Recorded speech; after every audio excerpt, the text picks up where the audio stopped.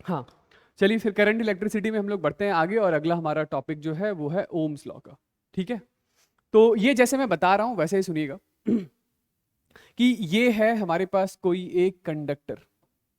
ये क्या है?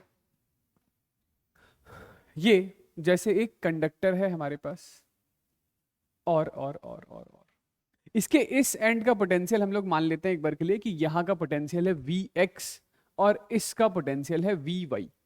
ठीक, तो यदि x का पोटेंशियल डिफरेंस y से बड़ा है तो किसी कंडक्टर में जो करंट फ्लो होता है वो हमेशा हाईयर पोटेंशियल से लोअर पोटेंशियल की तरफ फ्लो हो रहा होता है। तो यहाँ पे जो फ्लो होने वाले करंट की वैल्यू है, ये करंट की value I is equal to potential difference divided by resistance R के बराबर होता है। यानी करंट कैसे लिखते हैं? तो करंट लिखते हैं v x minus v y divided by resistance R। ये ध्यान रखिएगा कि हमेशा ये जो करंट है, ये करंट हमेशा हमेशा हायर पोटेंशियल से लोअर पोटेंशियल की तरफ फ्लो हो रहा होता है। यानी मेरे कहने का मतलब है कि यदि वी वाई ज्यादा बड़ा होता वी एक्स से, तो इसी कंडक्टर में यदि ये वी वाई है, ये वी एक्स है, वी वाई ज्यादा बड़ा होता तो करंट ऐसा फ्लो हो रहा होता, और उस सिचुएशन में आप करंट लिखते current is v y minus v x divided by resistance R. ठीक है, तो ओम्स लॉ सिंपली कहने का मतलब क्या है, मैं एक बार स्टेटमेंट लिख भी देता हूं, आप लोग भी लिख लीजिएगा। ठीक है, कि ये जो हमारे पास कंडक्टर है, इसके दोनों टर्मिनल के क्रॉस का जो पोटेंशियल का डिफरेंस है वही डायरेक्टली प्रोपोर्शनल होता है यहां से फ्लो होने वाले करंट के, प्रोवाइडेड जो फिजिकल कंडीशन है वो हम लोग नहीं बदलते हैं। फिजिकल कंडीशन यानी टेम्परेचर, प्रेशर, ह्यूमिडिटी, ये सारी चीजें। ठीक है, तो लिख लीजिएगा ऐसा क्या कि potential difference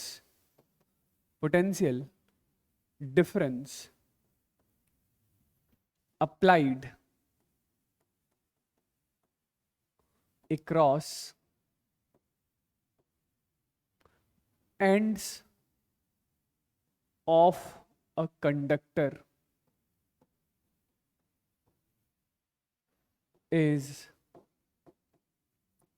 directly proportional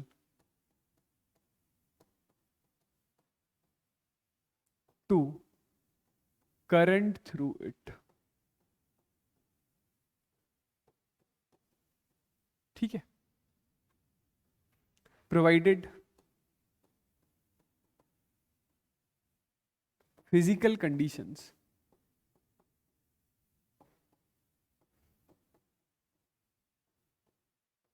do not change. जो फिजिकल कंडीशंस हैं वो चेंज नहीं हो रहे, वो चेंज नहीं हो रहे। ठीक है, तो ये हमारे पास है वाई एक्सिस के long potential difference, x axis के लॉन्ग करंट। तो ये पोटेंशियल डिफरेंस का करंट के साथ वेरिएशन किसी कंडक्टर के लिए ऐसा straight line passing through origin है। ठीक है, क्योंकि मैं कहना ये चाह रहा हूं, ये जो ऊपर स्टेटमेंट मैंने लिखा है, ये potential difference is directly proportional to current I, तो ये potential difference is equal to current I into a constant जिसका नाम रेजिस्टेंस है। ठीक है, तो ये जैसे दो अलग अलग मटेरियल के लिए मैंने ग्राफ बनाया है, ये मटेरियल ए है, दूसरा मटेरियल बी है। ठीक है, तो ये जो वी आई ग्राफ है, इस ग्राफ का स्लोप यानी एक्स एक्सिस के साथ बनने वाला ये जो एंगल थीटा है, उस थीटा के टैन की value, tan of theta A क्या होगा? तो tan of theta A is equal to V upon I, यानी कि this is resistance of A होगा। Similarly tan of theta B क्या होगा? तो tan of theta B resistance of B होगा। ठीक है, और हमें क्या समझ आ रहा है कि ए का रेजिस्टेंस ज्यादा बड़ा है बी के रेजिस्टेंस से। ठीक है, ये बचपन वाली ही बात है। ठीक है, कोई अलग से नई बात नहीं है। नई बात इसमें ये है ये जो मैं कह रहा था, करंट इस तरीके से ही लिखना है, इसी तरीके से याद रखिएगा कि करंट जो फ्लो होता है वो हमेशा हायर पोटेंशियल से लोअर पोटेंशियल की तरफ फ्लो हो रहा होता है। मेरे कहने का मतलब है, जैसे मैं एक बार के लिए एक एग्जांपल ले लूं कि ये एक रजिस्टर है, इसमें इस पॉइंट का पोटेंशियल है -5 वोल्ट और इस पॉइंट का पोटेंशियल है 0, जिसका नाम ए है, इस पॉइंट का नाम बी है, लेट से रजिस्टर का रेजिस्टेंस है 2 ओम। बताइए करंट कहां से कहां फ्लो होगा? ए से बी फ्लो होगा या बी से ए फ्लो होगा? तो करंट हमेशा हाइयर पोटेंशियल से लोअर पोटेंशियल की तरफ फ्लो हो रहा होता है। और कितना करंट फ्लो हो रहा है? तो करंट फ्लो हो रहा है हाइयर 0 से -5 की तरफ, और फ्लो होने वाले करंट की वैल्यू है 0 -5 अपॉन रेजिस्टेंस 2, यानी कि करंट की वैल्यू है 5/2 एम्पियर। ठीक है, ठीक है, समझ गए? फिर से एक और पूछ लूं। जैसे ये हमारे पास एक रेजिस्टर है जिसका रेजिस्टेंस है 10 ओम। ठीक है, इस पॉइंट का पोटेंशियल है -15, इस पॉइंट का पोटेंशियल है -25। ये वोल्ट है, ये भी वोल्ट। इस पॉइंट का नाम x है, इस पॉइंट का नाम y है। बताइए करंट x से y फ्लो हो रहा है कि y से x फ्लो हो रहा है? तो करंट फ्लो हो रहा है x से y की तरफ, और फ्लो होने वाले करंट की वैल्यू है -15 minus times of 25 divided by 10। ठीक है, यानी कि करंट फ्लो हो रहा है 1 एम्पियर का। ठीक है, चलिए आइए फिर आगे हम लोग बात करते हैं। ये जो रेजिस्टेंस जिसके बारे में हम लोगों ने सब कुछ सीख समझ लिया है कि रेजिस्टेंस किसी मटेरियल का किन बातों पर डिपेंड करता है, तो उसकी शेप, साइज, ज्योमेट्री और टेम्परेचर पर, है ना? फैक्टर्स अफेक्टिंग रेजिस्टेंस तो लिख लिया था ना? लिख लिया था। हाँ, रेजिस्टेंस जब डिफाइन किया था उसी समय लिख लिया था। ठीक है, चलिए तो अब हम लोग बात कर रहे हैं कि रेजिस्टेंस जो इसकी शेप, साइज, ज्योमेट्री पर डिपेंड करता है, उसको जब चेंज करते हैं तो रेजिस्टेंस कैसे बदल रहा होता है उसके बारे में बात कर रहे हैं। ये हमारे पास एक एलिमेंट, इस एलिमेंट का लेंथ है L और इसका क्रॉस सेक्शनल एरिया है, A के बराबर का, A के बराबर का। ठीक है, एक बार के लिए रेजिस्टिविटी यदि मैं रो मान लूं, तो अभी रेजिस्टेंस हम लोग क्या लिखेंगे? तो रेजिस्टेंस लिखेंगे रो इंटू एल डिवाइडेड बाई ए के बराबर। ओके, चलिए ऐसा है कि आपको ये बोला जा रहा है कि ये जो वायर है ना, इस एलिमेंट को हम लोगों ने स्ट्रेच कर दिया। स्ट्रेच ऐसे कर दिया कि इसकी जो लेंथ है वो new length n times of its previous length, मतलब पहले लेंथ L था तो अब नया लेंथ कितना है? n times of length. Okay okay, तो रेजिस्टिविटी पहले रो थी, तो रेजिस्टिविटी बाद में भी कितनी रहेगी? रो ही रहेगी। ओके, क्या इसका एरिया अब भी उतना ही रहेगा? नहीं, एरिया तो अब चेंज हो जाएगा। लेट से एरिया इज a डैश। तो नया एरिया कैसे निकालें? नया एरिया हम लोग निकाल लेंगे वॉल्यूम कंजर्वेशन से, कि इनिशियल वॉल्यूम और फाइनल वॉल्यूम एक दूसरे के बराबर रहा होगा। तो एरिया चेंज होकर के a डैश हो गया है। कितना हो जाएगा एरिया? तो initial volume is length into cross sectional area a and this is equal to n times of length into area a dash. तो ये लीजिए भाई, L से L कैंसल आउट हो गया और a डैश आ चुका है a बाई n के बराबर। a डैश कितना आ गया है? a बाई n, यानी एरिया हो जाएगा a बाई n। ओके, तो अब जो नया रेजिस्टेंस है, इसका जो रेजिस्टेंस है r dash, this r dash is rho times of nl divided by area a by n। तो this is n square times of rho l by a। Rho l by a तो पुराना वाला resistance है, यानी आप क्या बोलेंगे कि ये जो नया रेजिस्टेंस r डैश है, this is n square times of previous resistance, n square times previous resistance. ठीक है, ठीक है। तो मेरे कहने का मतलब है लेंथ 2 गुना करेंगे तो रेजिस्टेंस 4 गुना हो जाएगा, लेंथ 3 गुना करेंगे तो रेजिस्टेंस 9 गुना हो जाएगा, लेंथ 4 गुना कर देंगे तो रेजिस्टेंस 16 टाइम्स हो जाएगा। I hope this is good. ठीक है, चलिए इसी बात को मैं एक और स्टाइल से आपको समझा सकता था। दूसरा तरीका ये है, ये भी इंपॉर्टेंट है, देखिएगा कि ये जो रेजिस्टेंस मैंने लिखा है रो इंटू एल बाई ए, ऐसा करें कि इसी में एक बार के लिए L से मल्टीप्लाई L से डिवाइड कर लेते हैं। तो ये क्या हो जाएगा? ये हो जाएगा rho into l square by a into l, है ना? Rho into l square by a into l. और ए इंटू एल क्या है? तो ए इंटू एल तो वॉल्यूम है। वॉल्यूम पहले जो था वही बाद में भी वॉल्यूम रहेगा, यानी स्ट्रेच करने से वॉल्यूम थोड़ी बदल जाएगा। तो आप ऐसा भी रेजिस्टेंस का फॉर्मूला याद रख सकते हैं कि resistance is rho L square upon volume, upon volume.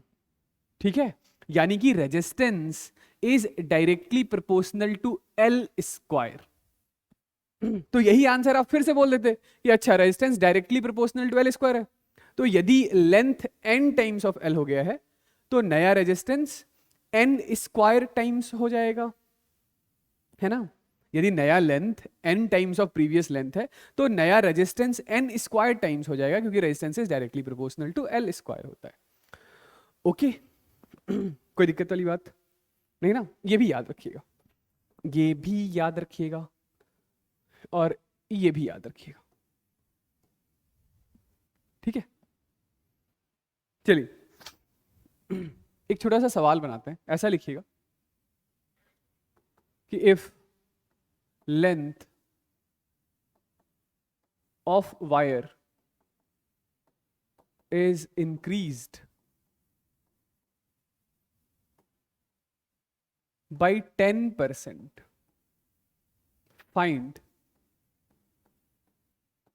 percentage change in resistance। Length of wire हम लोगों ने 10% बढ़ा दिया, तो परसेंटेज चेंज इन रेजिस्टेंस बताइए। चलिए आइए देखिए। हाँ भाई, तो ऐसा है कि शुरुआत में लेंथ L मान लेते हैं, क्रॉस सेक्शनल एरिया A मान लेते हैं, ठीक है। तो रेजिस्टेंस शुरुआत में कितना होगा, resistance is rho into L square upon volume, इतना होगा, ठीक है। नया लेंथ क्या है, नया लेंथ है L डैश इज 1.1 L। यदि शुरुआत में लेंथ हम लोगों ने 1 L लिया है, 10% लेंथ बढ़ गया, 10% लेंथ बढ़ गया तो नया लेंथ 1.1 L होगा। जैसे यदि शुरुआत में लेंथ 100 L ले लेते तो नया लेंथ कितना होता, 100 का 10% इज 10, तो फाइनल लेंथ 110 होता। तो वैसे ही मैं इनिशियल लेंथ L ले रहा हूं, तो 10% इंक्रीज होकर जो फाइनल लेंथ होगा वो कितना होगा, 1.1 L होगा, ठीक है। तो फाइनल रेजिस्टेंस कितना होगा, final resistance R dash is rho 1.1 L का स्क्वायर अपॉन वॉल्यूम होगा। तो this is 1.21 rho L square upon volume होगा। ये rho L square upon volume तो पुराना रेजिस्टेंस है, यानी नया रेजिस्टेंस इज 1.21 इनटू पुराना रेजिस्टेंस। तो जो परसेंटेज चेंज है, percentage change, this is equal to R dash minus R upon R into 100%, यही होगा ना। तो ये डाल के देखिए कितना आएगा, ये आएगा 21%, ठीक है, 21%। चलिए 10% था तो कर लिया, यदि यही मैं 1% चेंज बोल देता या 2% चेंज बोल देता तो ये कैलकुलेशन थोड़ी सी कॉम्प्लिकेटेड हो जाती, ठीक है। तो वैसे सिचुएशन में जब लेंथ में आने वाले चेंजेस थोड़े छोटे हों, 1%, 2%, तो वैसे सिचुएशन में हम लोग कैसे डील करेंगे ये देखिएगा, इसको नोट बना करके लिख लीजिएगा नोट बना के लिख लीजिएगा, ठीक है। सुनिएगा, resistance R is equal to rho times of L square upon volume है, ठीक है, ओके। एक काम कीजिए, लॉग ले लीजिए दोनों साइड, तो इसको क्या लिखेंगे, ln R, this is equal to ln rho plus 2 times of ln L minus ln V, where V is volume. यहां पर मैंने लॉग की दो बेसिक प्रॉपर्टीज यूज कर ली है, क्या कि एक तो log m raise to the power n is n times of log m, और दूसरा log m by n is log m minus n, और log m into n is log m plus log n, ठीक है, ऐसा लिख सकते हैं। चलिए इसको डिफरेंशिएट कर दीजिए, इसको डिफरेंशिएट कर देंगे तो this is d are by R is equal to, resistivity तो फिक्स रहेगा, वो तो चेंज होगा नहीं, तो this is 0, 2 times of d L by L minus d V by we.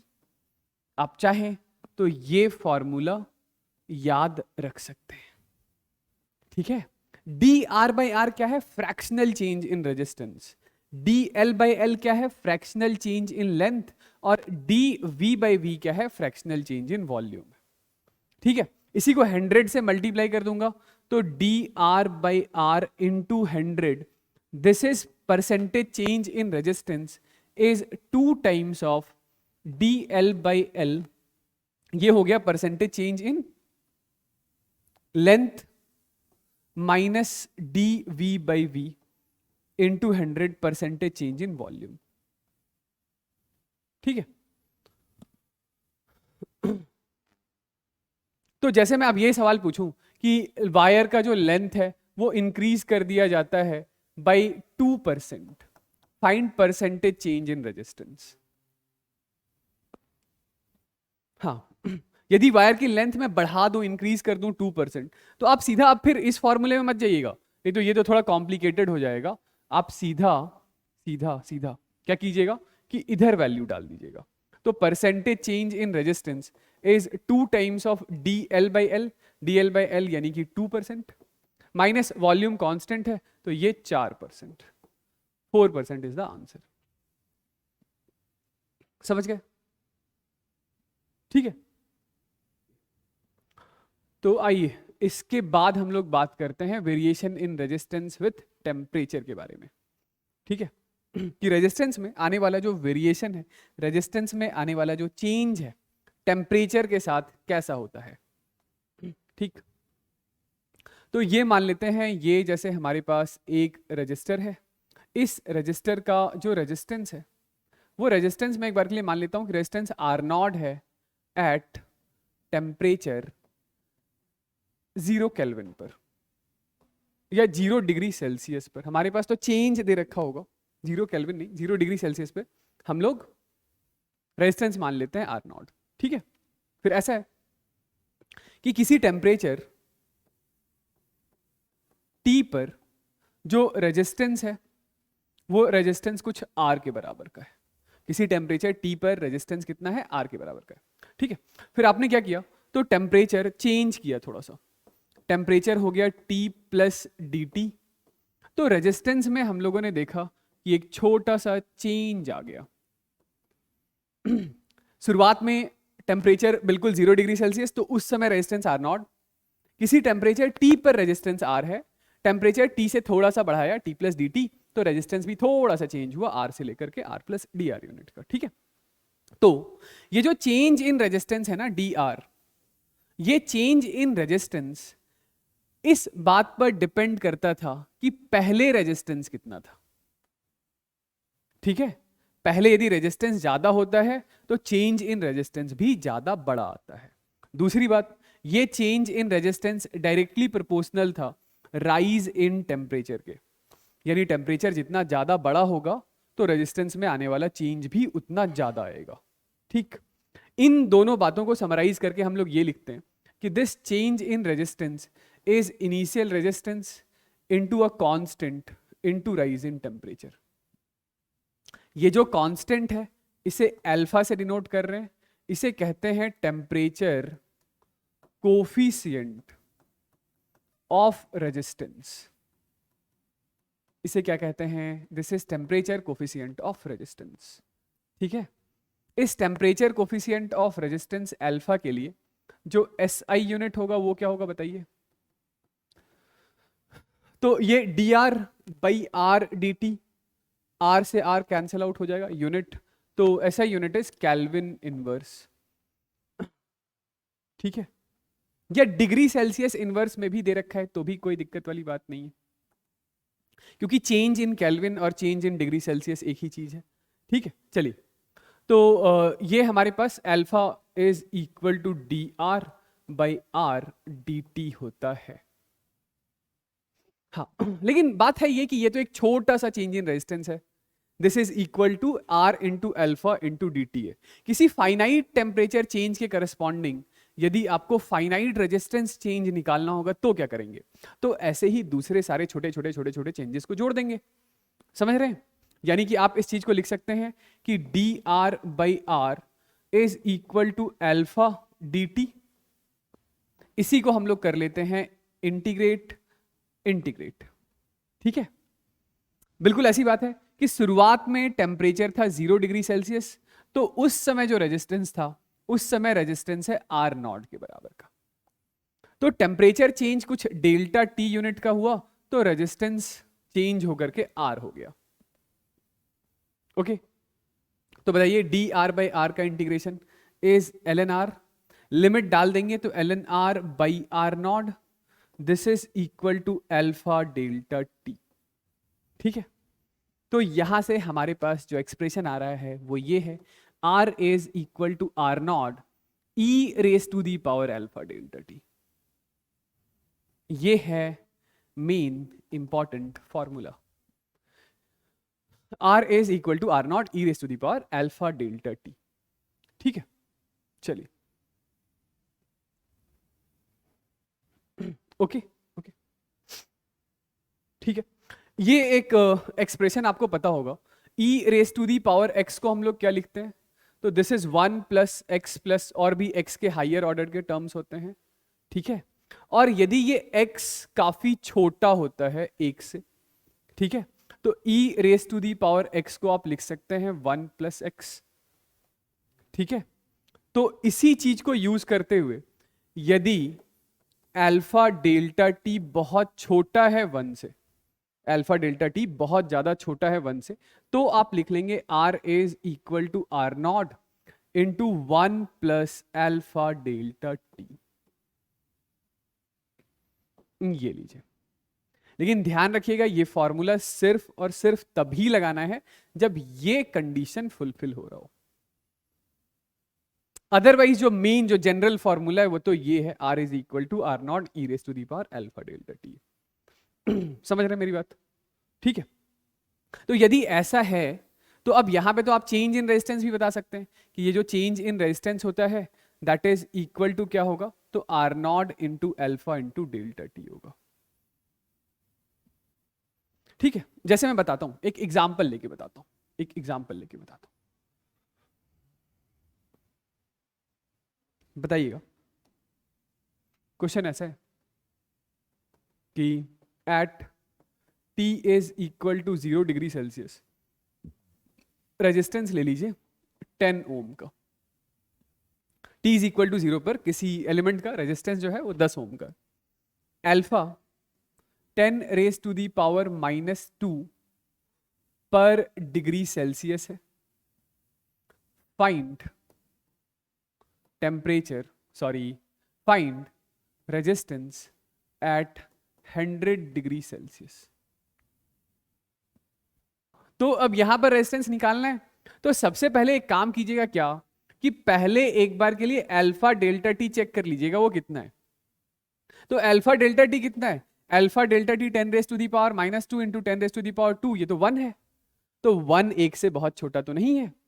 तो जो मेन फॉर्मूला था वो वाला लगेगा। कौन सा मेन फॉर्मूला, कि R is equal to R naught e raise to the power alpha delta T, ये फॉर्मूला लगेगा। ये वाला फॉर्मूला मत लगाइएगा अभी, ठीक है, क्योंकि अल्फा डेल्टा टी कितना है, अल्फा डेल्टा टी 1 है। ये फॉर्मूला तो तब लगाना था जब अल्फा डेल्टा टी एक से बहुत छोटा होता था।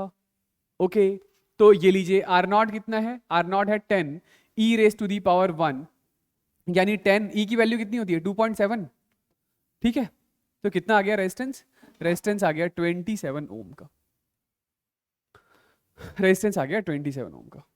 ठीक है, चलिए एक और बताइए इसी में, जैसे ये पहला केस कर देता हूं, case number A. Case number B आप मुझे फिर से रेजिस्टेंस बताइएगा। यदि अल्फा की value 10 raise to the power -4 होता, और find resistance at 10 degree Celsius. Initial वही है, temperature T is equal to 0 degree Celsius पर रेजिस्टेंस 10 ओम का ही है।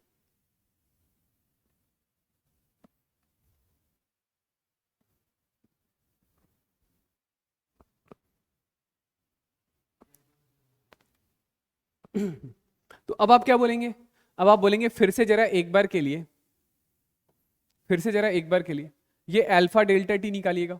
तो अल्फा है 10 रेस टू दी पावर -4 और डेल्टा टी है 10, यानी ये 10 रेस टू दी पावर -3 है। ठीक है, 10 रेस टू दी पावर -3 तो बहुत छोटा है, मतलब बहुत ज्यादा भी छोटा नहीं है, पर ठीक है 1 से तो छोटा ही है ना। तो अब आप रेजिस्टेंस का फॉर्मूला यूज कर सकते हैं, R is equal to R naught into 1 plus alpha delta T.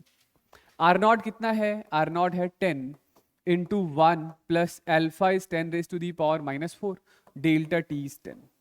ठीक है, तो this is 10, 1 plus 10 raise to the power -3। ठीक है, कितना हो गया ये? 1 प्लस 0.001 है ना, तो ये 10 इंटू 1.001। ठीक है, तो 10.01 इज द न्यू रेजिस्टेंस। हाँ हाँ, तो दोनों एग्जाम्पल से आई होप आपको ये समझ में आया होगा कि जो चेंज इन रेजिस्टेंस है वो प्राइमरली डिपेंड करता है इस अल्फा के ऊपर, यानी कि टेम्परेचर कोफिशिएंट ऑफ रेजिस्टेंस के ऊपर। ठीक है, टेम्परेचर कोफिशिएंट ऑफ रेजिस्टेंस यदि ज्यादा होगा तो जो रेजिस्टेंस में आने वाला चेंज है वो भी एक सिग्निफिकेंट अमाउंट का होगा, और यदि अल्फा छोटा है तो रेजिस्टेंस में आने वाला चेंज भी काफी छोटा होगा। ठीक है, चलिए एक छोटी सी थ्योरेटिकल बात है उसको डिस्कस कर लेते हैं। वो ये है कि जो कमर्शियल रजिस्टर्स होते हैं, जो कमर्शियल रजिस्टर्स होते हैं, वो कमर्शियल रजिस्टर्स हम लोग कभी भी मेटल्स यूज करके नहीं बनाते हैं, वो हमेशा अलॉय यूज करके हम लोग बनाते हैं। ठीक है, तो ऐसा लिखिएगा, ऐसे नोट डाल करके लिख लीजिएगा कि commercial registers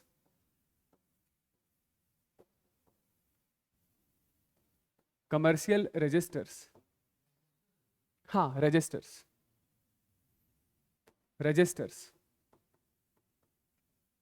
are made of alloys.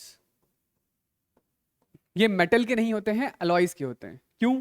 क्योंकि अलॉयज के लिए जो अल्फा होता है वो अल्फा बहुत छोटा होता है, और अलॉयज के लिए जो रजिस्टिविटी है रो वो काफी लार्ज होता है। ठीक है, अब इसकी वजह से क्या होता है, तो इसकी वजह से ये रजिस्टिविटी या रेजिस्टेंस का हम लोग एक ग्राफ ड्रॉ करते हैं टेम्परेचर के साथ, तो रजिस्टिविटी या रेजिस्टेंस का टेम्परेचर के साथ वेरिएशन बहुत छोटा आता है। किस केस में? अलॉयज के केस में।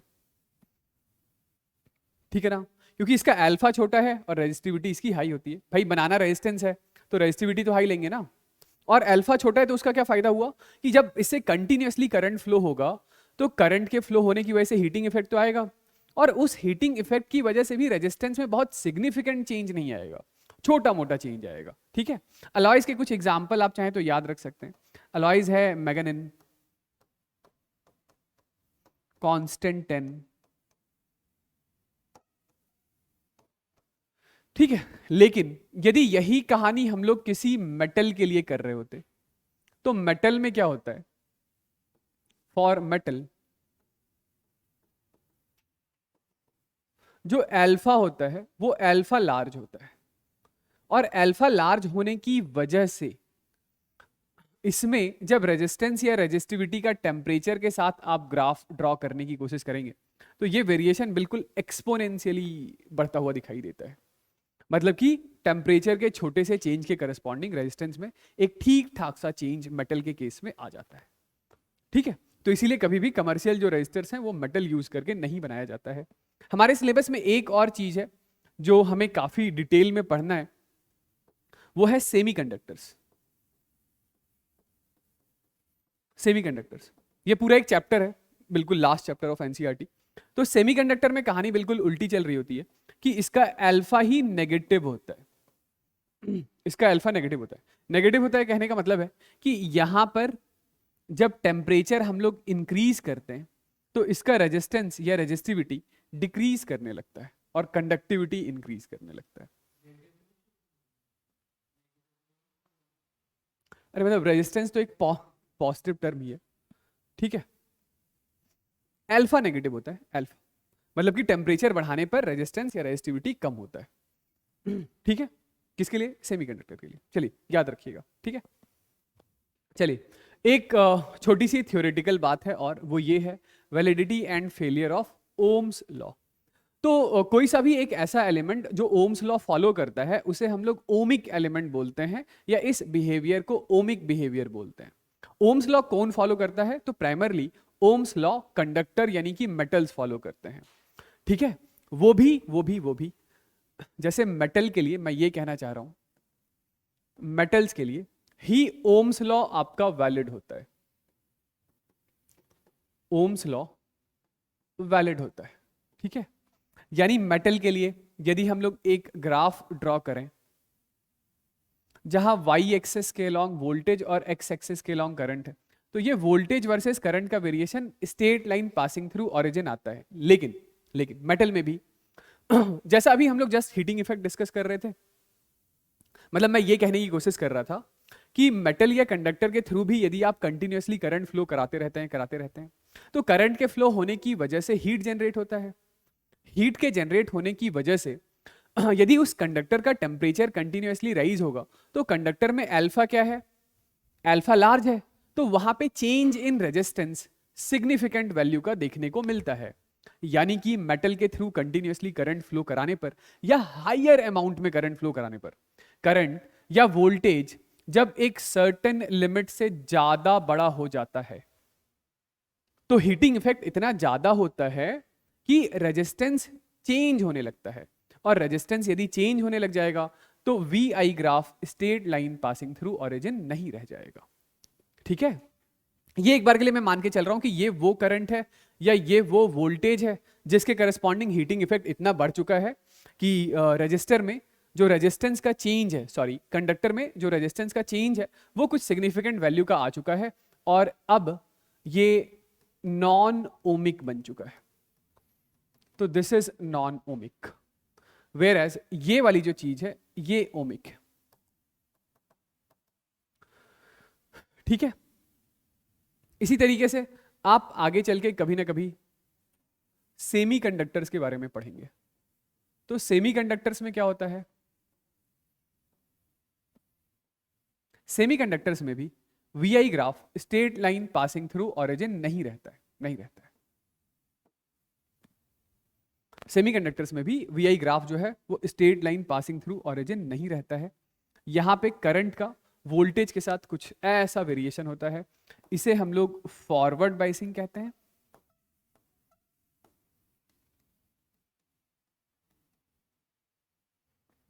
और इस चीज को रिवर्स बाइसिंग कहते हैं,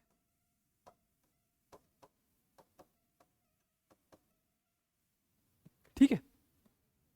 चलिए ठीक है, तो बढ़ते हैं हम लोग फिर करंट इलेक्ट्रिसिटी में आगे, और हमारा अगला टॉपिक है आज का इलेक्ट्रिकल पावर, ठीक है।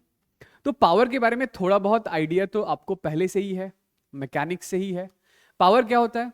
तो पावर होता है simply rate of work done, ठीक। तो अब यहां पर हम लोग करंट इलेक्ट्रिसिटी के कॉन्टेक्स्ट में यदि पावर डिफाइन करना चाहते हैं तो उसके लिए थोड़ा आप अपने आस पड़ोस की चीजों में जो हाउस होल्ड सर्किट है हमारा, उस पर देखिए क्या क्या चीजें लगी हुई है। तो हमारी हाउस होल्ड सर्किट में प्राइमरली दो ही टाइप की चीज होती है, एक जो इलेक्ट्रिकल एनर्जी का कंज्यूमर होता है और दूसरा जो इलेक्ट्रिकल एनर्जी जनरेट कर रहा होता है। तो इलेक्ट्रिकल एनर्जी जनरेट करने वाली चीज तो यहाँ पे नहीं है, हमारे हाउस होल्ड में नहीं है, वो तो पावर स्टेशन में होता है, मतलब वहां से इलेक्ट्रिसिटी जनरेट होती है। हमारे हाउस होल्ड में जो भी अप्लायंसेज हैं वो सारे के सारे इलेक्ट्रिकल एनर्जी के कंज्यूमर हैं, ठीक। तो उसके कॉन्टेक्स्ट में पावर आप कैसे डिफाइन करेंगे? तो पावर हम लोग सिंपली उसके कॉन्टेक्स्ट में ऐसे डिफाइन कर देंगे कि कोई सा भी जो हमारे घर में लगा हुआ अप्लायंस है उसके पावर के बारे में यदि हम लोग बात करें तो पावर, उसका कहने का मतलब होगा कि पावर वो रेट हो गया जिस रेट से वो इलेक्ट्रिकल एनर्जी कंज्यूम कर रहा है, ठीक है। और हमारे हाउस होल्ड सर्किट में यूज होने वाले जो भी अप्लायंसेज हैं उनको हम लोग लोड कहते हैं। लोड मतलब कि वो इलेक्ट्रिकल एनर्जी कंज्यूम कर रहा होता है और उस एनर्जी को किसी दूसरे फॉर्म में कन्वर्ट कर रहा होता है। जैसे ये ट्यूबलाइट है, तो ट्यूबलाइट क्या कर रही है? इलेक्ट्रिकल एनर्जी कंज्यूम करके उसे लाइट एनर्जी में कन्वर्ट कर देती है। कोई स्पीकर है यहाँ पर नीचे, तो वो स्पीकर इलेक्ट्रिकल एनर्जी कंज्यूम करके उसे साउंड एनर्जी में कन्वर्ट कर देता है। तो ये हम लोग बात कर रहे हैं लोड के बारे में। ऐसे ही यदि किसी सोर्स के लिए डिफाइन करना है, सोर्स जैसे हमारे पास यहाँ पर बैटरी होगा, बैटरी के बारे में भी हम लोग पढ़ेंगे।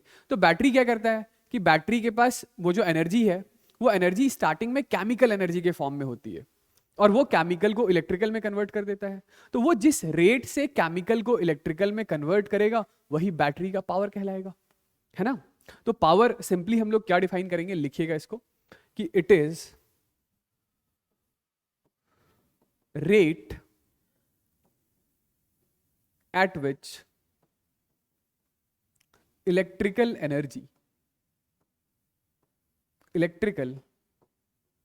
एनर्जी is created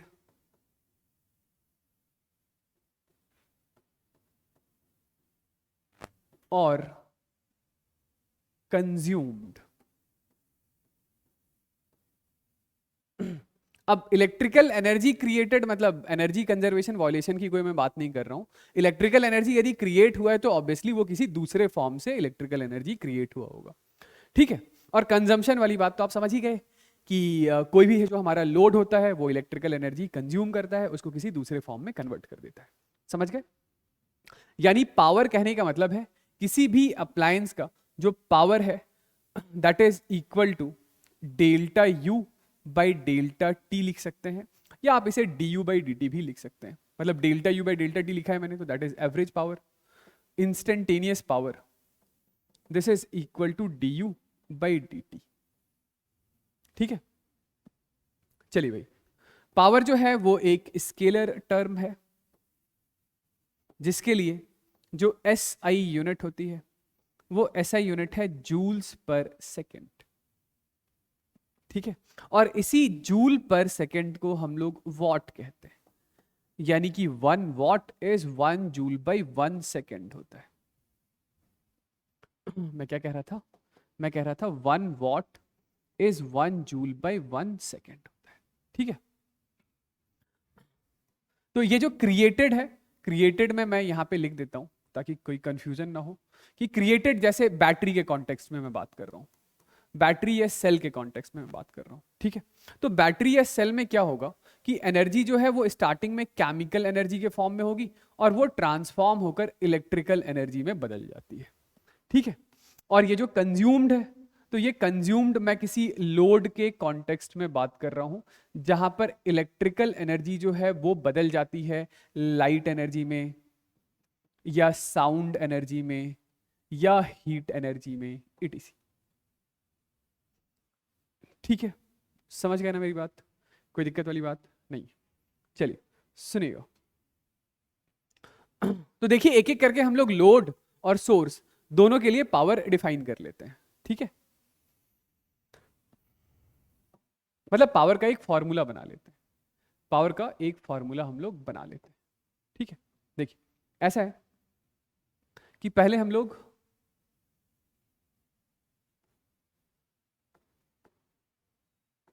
किसी लोड के बारे में बात कर रहे हैं और इधर की साइड मैं किसी सोर्स के बारे में बात करूंगा, ठीक है। ऐसा है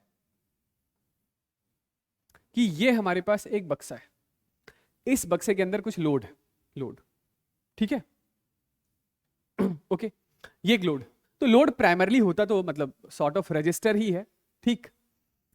और लोड में आपको ये ध्यान रखना होगा कि लोड के अक्रॉस यदि करंट फ्लो हो रहा है, लोड के अक्रॉस यदि चार्ज फ्लो हो रहा है, चार्ज से मेरा मतलब पॉजिटिव चार्ज फ्लो हो रहा है, तो लोड के अक्रॉस चार्ज हमेशा उसके हायर साइड से लोअर साइड की तरफ फ्लो होता है, ओके। और ये दूसरी साइड, जैसे मैं कोई सोर्स बना लेता हूं, ये कोई एक सोर्स है, सोर्स जैसे हमारे पास एक बार के लिए कोई एक डीसी बैटरी है, तो बैटरी में जो चार्ज का फ्लो होगा, बैटरी में जो चार्ज का फ्लो होगा वो हमेशा उसकी लोअर साइड से हायर साइड की तरफ फ्लो होगा। ये लोअर साइड है, ये हायर साइड है, ये हमारे पास हायर साइड था और ये लोअर साइड था, ठीक है, ओके। जैसे कोई Q यूनिट का चार्ज है और ये Q यूनिट का चार्ज किसी time T is equal to T पर एंटर करता है और T is equal to T plus delta T पर एग्जिट करता है, ठीक।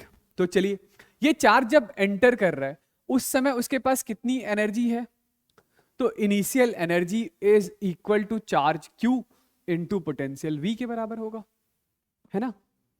जब ये एग्जिट कर रहा है तो फाइनल एनर्जी कितनी है, फाइनल एनर्जी है Q इंटू 0 के बराबर। यानी कि इस चार्ज की इलेक्ट्रिकल एनर्जी का क्या हुआ, तो चार्ज की इलेक्ट्रिकल एनर्जी गायब हो गई, खत्म हो गई, कंज्यूम हो गई। किसने कंज्यूम कर लिया, लोड ने। ठीक है, तो यहां पर मैं पूछूं कि इलेक्ट्रिकल एनर्जी कंज्यूम्ड कितना है, तो आप बोलेंगे electrical energy consumed is initial energy minus final energy, this is equal to Q into V के बराबर है। ठीक है, तो यहां पर यदि हमें पावर डिफाइन करना है, पावर, तो वो पावर क्या होगा, पावर इज इक्वल टू ये electrical energy consumed by time taken, तो this is equal to Q into V by time delta T. और इसी Q बाई टी को याद कीजिए, क्या नाम दिया था, इलेक्ट्रिक करंट आई, तो पावर का फॉर्मूला आ गया, power is equal to V I. Power is equal to कितना आ गया, वी आई आ गया। चलिए आइए इधर बात करते हैं। इस सोर्स में जब ये चार्ज अंदर जा रहा है, तो अभी अंदर जाते समय ये कब अंदर जा रहा था, तो मान लेते हैं किसी time t is equal to T पर अंदर गया, और किसी time t is equal to T plus delta T पर ये बाहर आ गया। तो इस समय अभी इसके पास इनिशियल एनर्जी कितनी है, 0। ठीक है, और जब ये बाहर आया तो फाइनल इलेक्ट्रिकल एनर्जी कितनी हो गई, तो आप बोलेंगे Q इंटू वी के बराबर। ठीक है, तो यहां पर मैं बोलूंगा electrical energy generated, electrical energy generated वो कितना है, कितनी एनर्जी जनरेट हुई है, तो इनिशियली कुछ भी नहीं था, फाइनली क्यू वी आ गया है, तो energy generated is equal to Q into V के बराबर है। ठीक, तो फिर से यहां पर इस चीज का, ये जो सोर्स है हमारे पास, इस सोर्स का यदि पावर डिफाइन करना होगा, तो power is equal to energy generated by time T, तो power is equal to Q into V by time T. तो फिर से पावर कितना आ गया, तो पावर तो फिर से V इंटू आई के बराबर ही आया है। ठीक है, पावर कितना आया है, तो पावर तो V इंटू आई के बराबर ही। तो ये आपको याद रखना है कि चाहे वो लोड हो या सोर्स हो, पावर का फॉर्मूला सेम है, power is equal to V I. ठीक है ना, तो ये ध्यान दीजिएगा कि V जो है वो इसके दोनों टर्मिनल के क्रॉस का वोल्टेज है, जिसका पावर निकालना है उसी के दोनों एंड के क्रॉस का वोल्टेज लीजिएगा।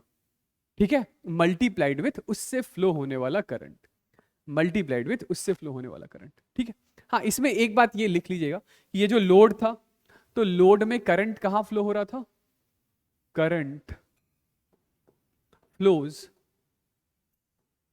From higher potential to lower potential, और ये जो सोर्स है यहां पे करंट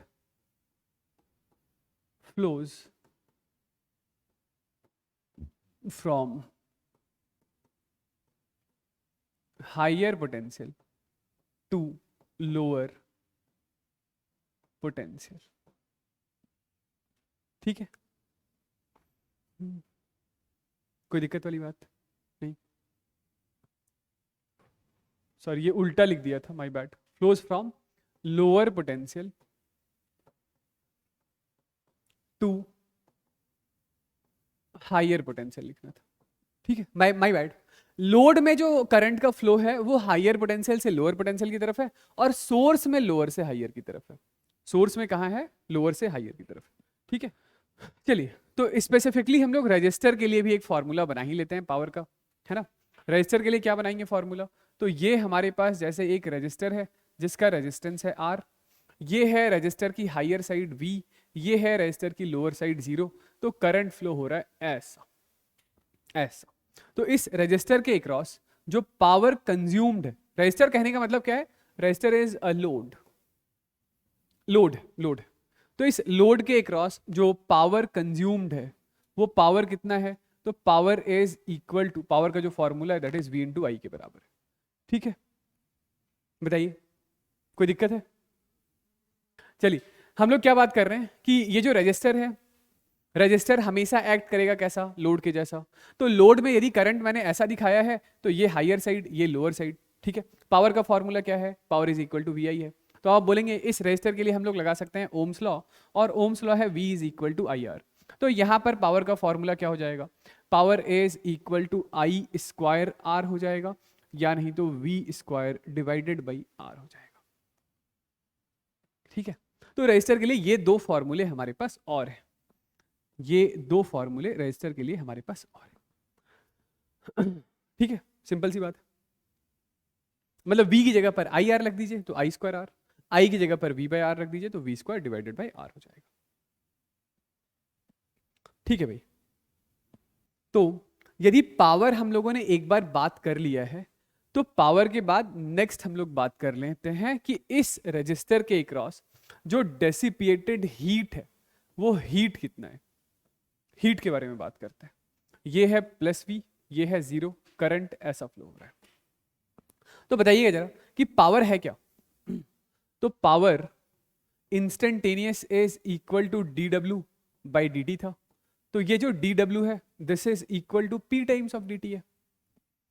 डी डब्ल्यू बोले तो एक छोटे से टाइम इंटरवल में एक छोटा सा अमाउंट ऑफ हीट जनरेटेड, क्योंकि रजिस्टर के अक्रॉस जब करंट फ्लो होगा तो रजिस्टर इस इलेक्ट्रिकल एनर्जी को हीट एनर्जी के फॉर्म में कन्वर्ट कर देगा।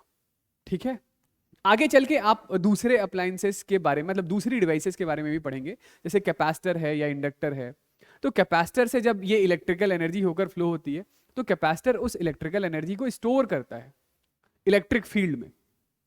इंडक्टर के बारे में पढ़ेंगे, इंडक्टर से जब ये इलेक्ट्रिकल एनर्जी फ्लो होती है तो इंडक्टर उस इलेक्ट्रिकल एनर्जी को स्टोर करता है मैग्नेटिक फील्ड में। लेकिन रजिस्टर ऐसा कुछ नहीं करता है। रजिस्टर के अक्रॉस जब करंट फ्लो होगा तो वो सारी हीट एनर्जी, वो सारी इलेक्ट्रिकल एनर्जी हीट के फॉर्म में डेसिपिएट कर देगा। तो डी क्या है, डी एक छोटा सा हीट डेसिपिएटेड, मतलब इसको डी लिखूं या डी एच लिख देता हूं, एक छोटा सा हीट डेसिपिएटेड एक छोटे से टाइम पीटी में। ठीक है, ओके। तो यदि आपको total T unit time interval में टोटल डेसिपिएटेड हीट चाहिए, तो total dissipated heat is integration of P D T होगा। ठीक है, 0 से टी के लिए, है ना।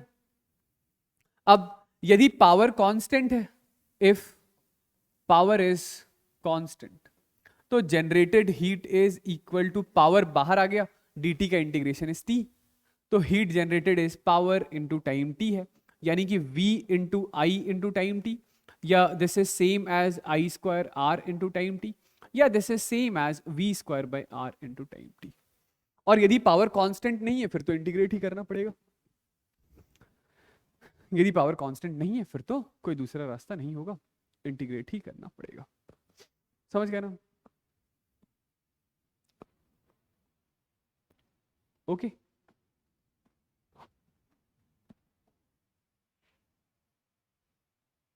चलिए इसको याद रखिएगा। तो आइए आगे बढ़ते हैं। नेक्स्ट हम लोग बात कर रहे हैं, जिसको इतनी देर से अभी तक तो डिस्कस कर ही रहे थे, उसके थोड़ा मैकेनिज्म को हम लोग समझते हैं। मैकेनिज्म बेटर लिख दिया है,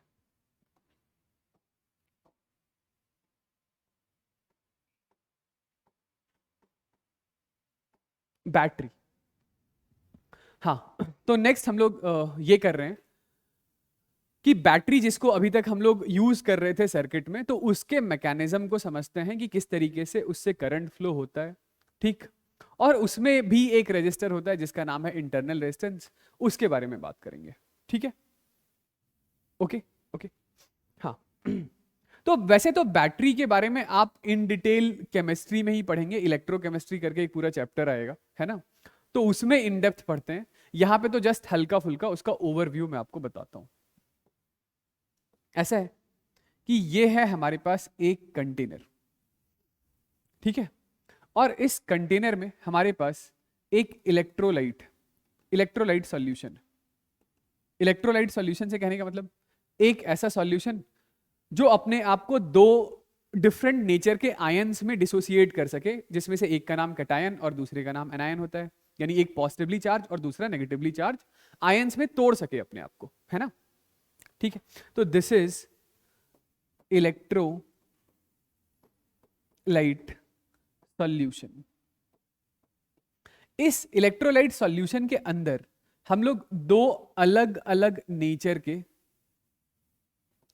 प्लेट्स इंट्रोड्यूस कर देते हैं। ये दो अलग अलग नेचर के, मतलब दोनों एक ही नेचर के प्लेट नहीं है। जैसे आपने पढ़ा होगा, एक कॉपर है तो दूसरा जिंक है, ऐसा। ठीक है। तो जैसे ही ये, अच्छा, इनका नाम होता है इलेक्ट्रोड्स। These are electrodes. जैसे ही ये इलेक्ट्रोड इसके अंदर आया, तो अब क्या हुआ कि ये इलेक्ट्रोलाइट सॉल्यूशन के आयंस डिसोसिएट होने लगे और टूटकर ये पॉजिटिव आयन एक साइड चला गया, नेगेटिव आयन दूसरी साइड चला गया। जिस प्लेट पर ये पॉजिटिव आयंस आकर जमा होने लगते हैं, उस प्लेट को हम लोग क्या कहते हैं? तो इस प्लेट का नाम है एनोड। और जहां नेगेटिव चार्जेस जाकर जमा होने लगते हैं, तो उस प्लेट को हम लोग कहते हैं कैथोड। ये ठीक है? ओके। चलिए, तो ये आयंस लगातार टूट रहे हैं, टूट रहे हैं, टूट रहे हैं, और इन दोनों प्लेट्स पर जाकर लगातार जमा हुए जा रहे हैं। ठीक है? ओके। अब ये बताइए कि इस इलेक्ट्रोलाइट सॉल्यूशन के अंदर क्या हुआ होगा? तो एक प्लेट पर यदि पॉजिटिव चार्ज है, दूसरे प्लेट पर यदि नेगेटिव चार्ज है, तो इस सॉल्यूशन के अंदर पॉजिटिव से नेगेटिव की तरफ एक इलेक्ट्रिक फील्ड फॉर्म हो गया होगा। क्या फॉर्म हो गया होगा? Electric field. अब आगे सुनिएगा। Now it is something like कि ये जो एनोड और कैथोड है, इस पर ये आयंस जितने डिपॉजिट होने चाहिए थे उतने हो चुके हैं। मतलब इट इज समथिंग लाइक कि यहां पर सीट फुल हो गई है। अब फर्दर और ज्यादा चार्जेस एक्युमुलेट करने का जगह इनके पास नहीं है, नहीं है। ठीक। इसके बाद नेक्स्ट हम लोगों ने क्या किया? तो यहां से एक कंडक्टर लिया और इस कंडक्टर को इससे ज्वाइन करा दिया। जैसे ही आपने कंडक्टर ज्वाइन कराया, तो क्या हुआ? इट इज समथिंग लाइक कि एक इलेक्ट्रॉन भागा भागा गया, मतलब यहां से एक नेगेटिव चार्ज पार्टिकल ऐसे भागा और इधर आ गया। या आप ऐसा समझ लीजिए कि कंडक्टर के इस साइड का पोटेंशियल हाई है, इस साइड का पोटेंशियल लो है, तो यहां पर करंट फ्लो हुआ है हायर से लोअर की तरफ, या इलेक्ट्रॉन ऐसे भागे हैं। ठीक है? तो ये जो प्लेट है, इस प्लेट से एक एक सीट खाली हो गई। कैसी सीट? तो यहां से एक नेगेटिव वाली सीट खाली हो गई। अरे हाँ, मैं क्या कह रहा था कि जैसे ही इससे करंट फ्लो हुआ, तो अब हम लोग एक बार के लिए ऐसा बोल सकते हैं कि यहां से एक नेगेटिव वाली सीट खाली हुई और यहां से एक पॉजिटिव वाली सीट ऐसी खाली हुई। ठीक है? ऐसे। ठीक है? Alright, alright. फिर हम लोगों ने क्या नोटिस किया कि यहां पर अब भी ये जो पॉजिटिव है वो टूटकर इसी प्लेट पर आ रहा है, और नेगेटिव अब भी टूटकर इसी प्लेट पर जा रहा है। मतलब पॉजिटिव यानी कि जो पॉजिटिव चार्ज पार्टिकल्स हैं वो इस इलेक्ट्रोड के एनोड की साइड पर आ रहे हैं, और नेगेटिव चार्ज पार्टिकल कहां जा रहे हैं? कैथोड पर। वेयर एज यदि इस इलेक्ट्रिक फील्ड के बारे में बात करें, तो ये इलेक्ट्रिक फील्ड क्या चाहता था? ये तो इलेक्ट्रिक फील्ड चाहता था इस पॉजिटिव चार्ज पार्टिकल को इधर लेकर आया जाए और इस नेगेटिव चार्ज पार्टिकल को लेकर इधर आया जाए। अरे ये बात समझ क्या कहना चाह रहा हूं मैं? यानी इस इलेक्ट्रिक फील्ड के हिसाब से हम लोग बात करें, तो इलेक्ट्रिक फील्ड के हिसाब से पॉजिटिव वाला इधर जाना था और नेगेटिव वाला इधर आना था, लेकिन हुआ इसका उल्टा। इसका मतलब यह है कि बैटरी के अंदर एक और फोर्स है जो इस इलेक्ट्रिक फील्ड से ज्यादा ताकतवर है, इलेक्ट्रिक फील्ड से ज्यादा स्ट्रॉन्गर है, और ये जो कैटायंस या एनायंस का मोशन है, वो वही बैटरी के अंदर का जो फोर्स है, जो बैटरी का फोर्स है, वही गवर्न कर रहा है।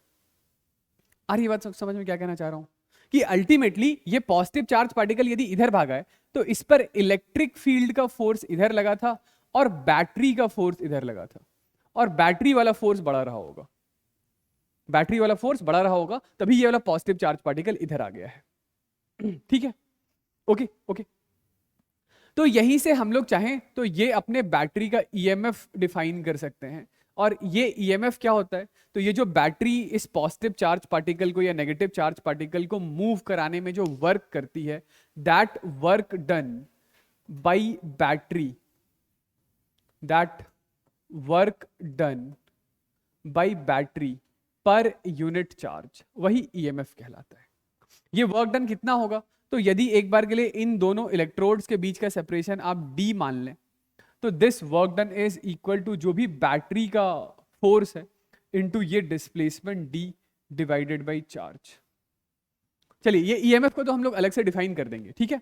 तो ये थोड़ा बहुत बैटरी के मैकेनिज्म का आइडिया लग गया। इसके अंदर एक इलेक्ट्रिक फील्ड फॉर्म हुआ। इलेक्ट्रिक फील्ड क्या चाहता था कि कैटायन को लेकर जाए कैथोड पर और नेगेटिव चार्ज पार्टिकल एनायन को लेकर आए एनोड पर। लेकिन ऐसा होता नहीं है। होता क्या है? होता यह है कि जब कभी भी यहां पे एक कैटायन और एनायन टूटता है तो कैटायन इलेक्ट्रिक फील्ड के फोर्स से ऑपोजिट साइड मूव कर जाता है और एनायन भी इलेक्ट्रिक फील्ड के फोर्स से ऑपोजिट साइड पर मूव कर जाता है। आप किसी एक चार्ज पार्टिकल के कॉन्टेक्स्ट में समझ लीजिए, या सिर्फ पॉजिटिव के बारे में सोच लीजिए कि पॉजिटिव को इलेक्ट्रिक फील्ड की वजह से कहां जाना चाहिए था, ऐसा ऐसा, और आया कैसा, ऐसा आया। तो कोई एक और फोर्स था जो इलेक्ट्रिक फील्ड के फोर्स से स्ट्रॉन्गर था, उसी ने अल्टीमेटली इस कैटायन और एनायन को मूव कराया है। और वो जो फोर्स है वही बैटरी का फोर्स है। उसी फोर्स को मैंने एफ बी नाम दे दिया है, यानी कि force due to battery into distance D, वो हो गया उसका work, that work per unit charge हो गया EMF. Okay, that work per unit charge क्या हो गया, ईएमएफ। Simple simple. हाँ, तो अब ये सुनिएगा कि बैटरी के अंदर जब ये कैटायंस और एनायंस मूव कर रहे हैं तो वो ऑब्वियसली एक दूसरे से टकराएंगे, और यदि वो टकराएंगे तो वो करंट के ग्रोथ को, करंट के फ्लो को एक ऑब्स्ट्रक्शन या एक ऑपोजिशन ऑफर करेंगे, ठीक है। तो वही ऑब्स्ट्रक्शन या opposition offer to the flow of current by the electrolyte, उसी को इंटरनल रेजिस्टेंस बोलते हैं, ठीक है। तो लिखिएगा इस बात को। नेक्स्ट है इंटरनल रेजिस्टेंस। इंटरनल रेजिस्टेंस, तो it is obstruction offered to the flow of current inside battery by electrolyte solution, ठीक है। इस इंटरनल रेजिस्टेंस को हमेशा हमेशा स्मॉल आर से डिनोट करते हैं। किससे? स्मॉल आर से, ठीक है। चलिए, तो एक दूसरी छोटी सी इंपॉर्टेंट सी बात है, ये इसका क्या फैक्टर्स होता है उसके बारे में बात करते हैं। Factors affecting internal resistance, factors affecting internal resistance, ठीक है। तो सुनिएगा, यदि इन दोनों इलेक्ट्रोड के बीच के सेपरेशन को यदि हम लोग बढ़ा दें तो वो जो कैटायन और एनायन का कोलिजन है वो बढ़ जाएगा या घट जाएगा? बढ़ जाएगा। वही कोलिजन कैटायन और एनायन का ऑब्स्ट्रक्शन ऑफर्ड यानी इंटरनल रेजिस्टेंस था। तो internal resistance directly proportional to separation between electrode होगा, ठीक है। तो ये इंटरनल रेजिस्टेंस डायरेक्टली प्रोपोर्शनल होगा किसके? सेपरेशन बिटवीन इलेक्ट्रोड के, ठीक। ओके, दूसरी बात, यही इंटरनल रेजिस्टेंस इनवर्सली प्रोपोर्शनल होगा area of electrode dipped inside solution. Solution के अंदर जितना ज्यादा एरिया होगा, रेजिस्टेंस वैसे भी inversely proportional to cross sectional area होता है, तो जितना ज्यादा एरिया डूबा हुआ होगा इलेक्ट्रोलाइट सॉल्यूशन के अंदर तो रेजिस्टेंस उतना छोटा होगा, ठीक है। तीसरी बात, ये directly proportional to concentration of solution होगा। सॉल्यूशन में कंसंट्रेशन ज्यादा है तो ऑब्वियसली टक्कर ज्यादा होगा, टक्कर ज्यादा होगा तो रेजिस्टेंस ज्यादा होगा, ठीक है।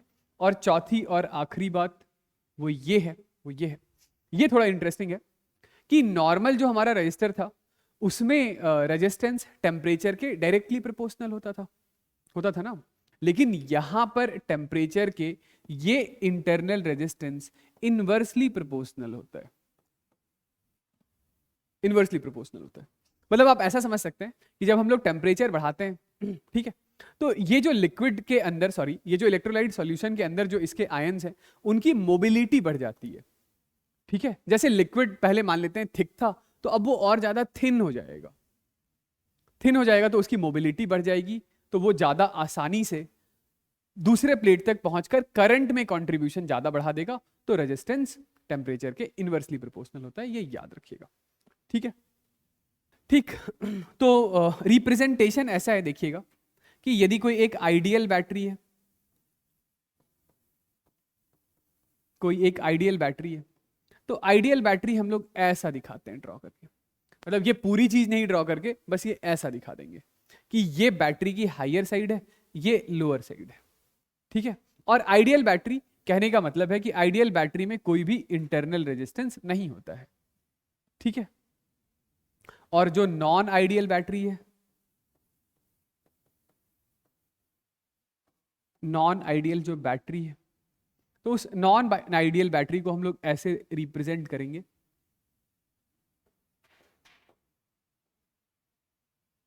कि ये जो इंटरनल रेजिस्टेंस जो मैंने साइड में ड्रॉ किया है वो एक्चुअली है इसके अंदर। रिप्रेजेंटेशन के लिए आप बैटरी के राइट में या लेफ्ट में ड्रॉ कर सकते हैं। ठीक है, और जो भी बैटरी का ईएमएफ होगा वो यहां लिख दीजिएगा, जो भी बैटरी का ईएमएफ होगा वो यहां लिख दीजिएगा।